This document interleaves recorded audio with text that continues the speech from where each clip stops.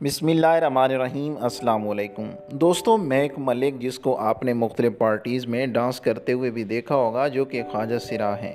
लेकिन आज की इस वीडियो में आप देख सकते हैं कि वो एक मस्जिद में एक इस्लामी बयान दे रही हैं। आप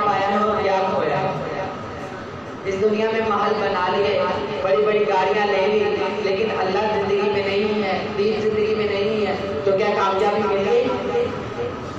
मेरी कामयाबी फिर तो नाकामी ही नाकामी है मेरे भाई। ये छोटी सी जिंदगी है, छोटी सी, पता नहीं आज कितनी जिंदगी हमारी 20, 30, 40, 50, 60, 70, 80 साल के सारे बैठे हुए हैं। कितनी जिंदगी गुजर गई, पिछली जिंदगी का पता चला कैसे गुजर गई, आने वाली जिंदगी का भी मेरे भाई नहीं पता चलेगा। और मेरे भाई जिन जिंदगियों में आएगा हुजूर अकरम सल्लल्लाहु अलैहि वसल्लम की मुबारक मेहनत से। अल्लाह किसी के मोहताज नहीं है।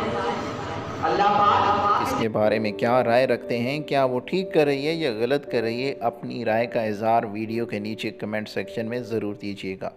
अगर आपको हमारी वीडियो अच्छी लगे तो हमारे चैनल को सब्सक्राइब करके साथ घंटी के निशान को दबा दें।